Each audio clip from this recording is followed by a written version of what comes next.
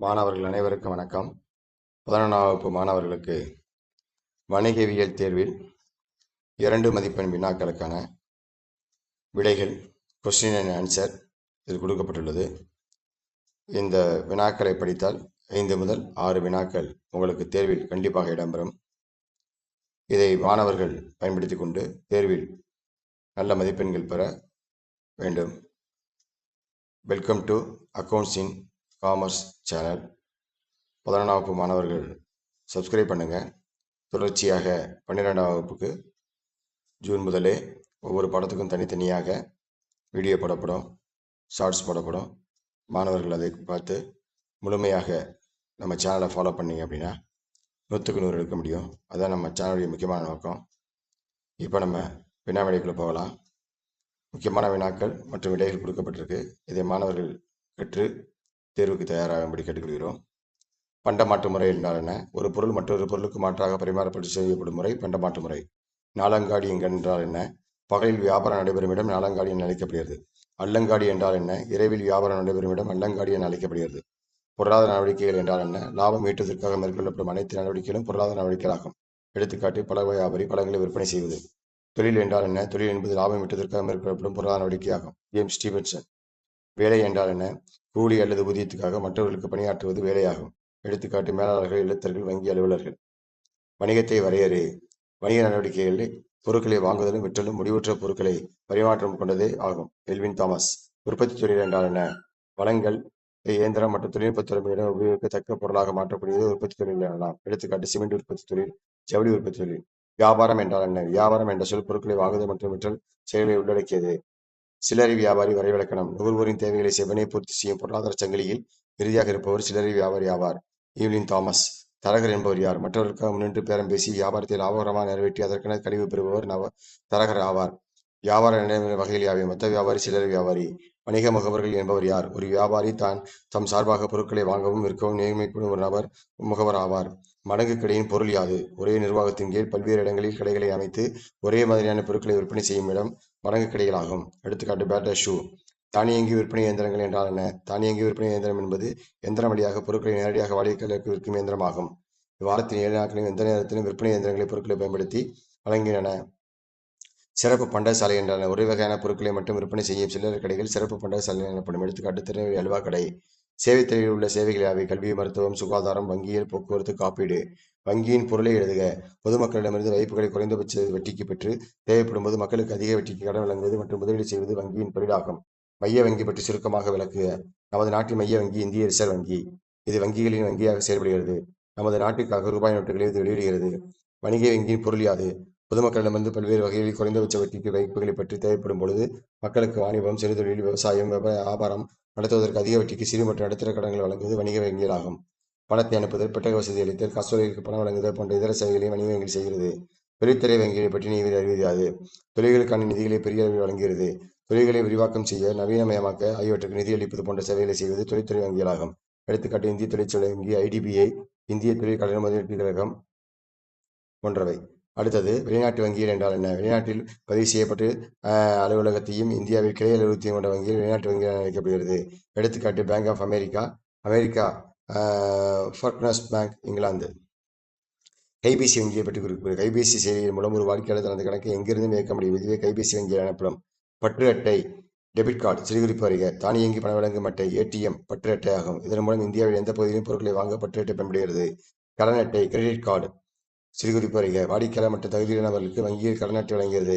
இந்த அட்டையின் மூலம் இந்தியாவில் எந்த கடையிலும் பொருட்கள் மற்றும் சேவைகளை முன்பணம் செலுத்தாமல் கடனாக வாங்க முடியும். தானியங்கி பண வழங்கும் அட்டை, ATM பற்றி நீ அறிவது யாது? தானியங்கி பண வழங்கும் அட்டையின் மூலம் இந்தியாவில் எங்கிருந்து 24 மணி நேரம் வாரத்தில் 7 நாட்களிலும் தானியங்கி பண வழங்கும் இயந்திரம் மூலம் பணம் பெற முடியும்.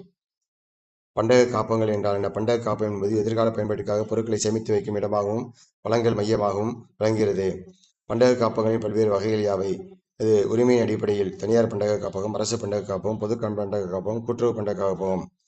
பண்டகங்களின் தன்மை அடிப்படையில் பொது பண்டக காப்பகம், சிறப்பு பொருள் பண்டக காப்பகம், குளிர்பதன பண்டக காப்பகம், தட்பவெப்ப நிலை கட்டுப்பாட்டு பண்டக காப்பகம். பண்டக காப்பகங்களின் 2 பணிகளை குறிப்பிடுக. பொருட்களை பாதுகாத்தல், விலைகளை நிலைப்படுத்தல், கடன் பெற உதவுதல், தேவைகள் மற்றும் வளங்களை சமன்படுத்துதல். போக்குவரத்து வரையறு. ஒரு உருட்டலில் மெழுகுவர்த்தியின் ஒளிபரப்புவது போல போக்குவரத்து அந்த பகுதியில் தனது சேவையை ஆற்றுகிறது. KK சக்சேனா. போக்குவரத்து மூலம் வழங்கப்படும் ஏதேனும் 2 சேவைகளை பற்றி கூறுக. உற்பத்தி திறனை அதிகரிக்கிறது.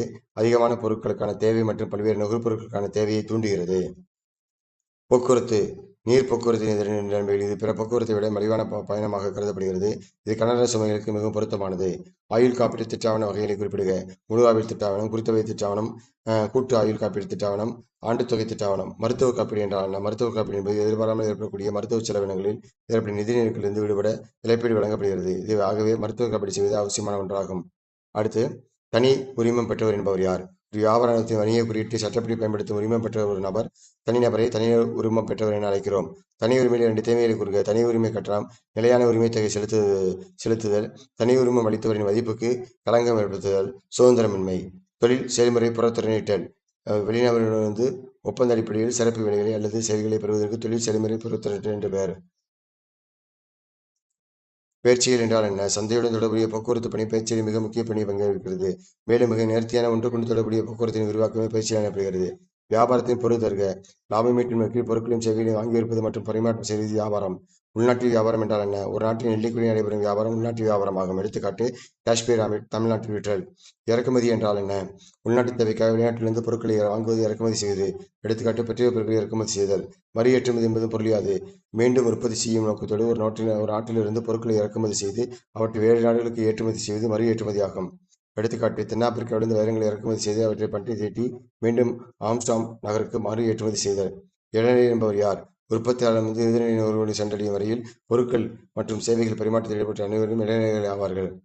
வருமான வரி என்றால் என்ன? ஒரு தட்டியம் பெற்ற நபர் அரசுக்கு நேரடியாக தன்னுடைய வருமானத்திலிருந்து வரி செலுத்தினால் அது வருமான வரி. அது அவருடைய கடமை. அதை அவர் எந்த விதத்திலும் தப்பிக்க இயலாது. முந்தைய ஆண்டு என்பது ஏப்ரல் 1 முதல் மார்ச் 31 வரை உள்ள காலகட்டங்கள் முந்தைய ஆண்டு எனப்படுகிறது. அது வருமானத்துக்கான வரி செலுத்தக்கூடிய ஆண்டாகும். கணக்கீட்டு ஆண்டு ஏப்ரல் 9 முதல் மார்ச் 31 உள்ள காலகட்டம் கணக்கீட்டு ஆண்டு. அப்புறம் மறைமுக வரியின் பொருள் யாது? வரிக்குரியவர் வரிச்சுமையினை மற்றவர் மீது மாற்ற இயலுமானால் அதுவே மறைமுக வரி எனப்படும். எடுத்துக்காட்டு, சரக்கு மற்றும் சேவை வரி, மதிப்பு கூட்டு வரி, சுங்க வரி. இந்தியாவில் விதிக்கப்படும் மறைமுக வரிக்கு 2 உதாரணங்கள்: சரக்கு மற்றும் சேவை வரி, மதிப்பு கூட்டு வரி, ஒருங்கிணைந்த சரக்கு சேவை வரி, சுங்க வரி. சரக்கு மற்றும் சேவை வரி என்றால் என்ன? சரக்கு மற்றும் சேவை வரி என்பது சரக்கு மற்றும் சேவைகள் நகரும் பொழுது விதிக்கப்படும் வரியாகும். மத்திய சரக்கு சேவை வரி என்பது யாது? மானியத்துக்குள்ளே அடிக்கப்படும் சரக்குகள் மீது மத்திய அரசால் வசூலிக்கப்படும் வரி சரக்கு மற்றும் சேவை வரியாகும். மாணவர்கள், இந்த வினாக்களை முழுமையாக கற்றீர்கள் என்றால் உங்களுக்கு இதில் 5 முதல் 6 வினாக்கள் முழு ஆண்டு தேர்வில் கேட்கப்படும். அப்போ 10 முதல் 12 மதிப்பெண்கள் உறுதியாக அளித்தலாம். குறைந்தபட்சம் 10 மதிப்பெண்கள் உறுதி. நம்ம புக் பேக்கில் இருக்கக்கூடிய 33 பாடத்துக்கு 154 ஒன்வேர்டு இருக்குது. அந்த ஒன்வேர்டை வினாவிடையோட படிச்சிங்க அப்படின்னா, இப்போ சரக்குகளை விற்கும் இடத்துக்கு அங்காடி என்று பெயர். பகலில் விற்பனை நாலங்காடி, இரவில் விற்றால் அல்லங்காடி. அந்த மாதிரி படிக்கணும். முதல் சுல்தான் பால்பன் அப்படின்னு சொல்லப்படுது. இந்த மாதிரி இதான் படிக்க வேணும். ஆப்ஷனோட படிக்கக்கூடாது. வினாத்தாளில் ஆப்ஷன் வேறு எங்கேயாவது இடம்பெற்றிருக்கும். உங்களுக்கு வினாத்தாள் ஏபி என வழங்கப்படும். அப்போ ஏக்குரிய வினாத்தாள் ஒன்வேர்டும் பிக்குள்ள வினாத்தாளுடைய ஒன்வேர்டும் மாறுபட்டு இருக்கும். அது சஃபில் ஆகி வேறு இடத்துல இருக்கும். 2 மதிப்பெண், 3 மதிப்பெண், 4 மதிப்பெண்லாம், 5 மதிப்பெண்லாம் ஒரே மாதிரி இருக்கும். ஆகையா மாணவர்கள் கவனமாக எழுத வேண்டும்.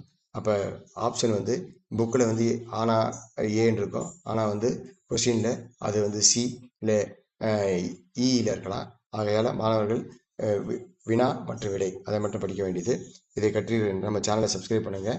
சப்ஸ்கிரைப் பண்ணிங்கன்னா உங்களுக்கு 11வது இப்போ முழு ஆண்டு தேர்விலிருந்து அதுக்கடுத்து 12வது முழு ஆண்டு தேர்வு வரைக்கும் இப்போ அடுத்தடுத்து வீடியோ, கணக்குகள் எல்லாமே படப்படும். அனைத்து மாணவர்களும் பயன்பெறுமாறு அன்புடன் கேட்டுக்கொள்கிறேன். நன்றி. நம்ம சேனலை ஃபாலோ பண்ணுங்கள், சப்ஸ்கிரைப் பண்ணுங்கள், உங்கள் ஃப்ரெண்ட்ஸுங்களுக்கு சொல்லுங்கள், கமெண்ட் பண்ணுங்கள்.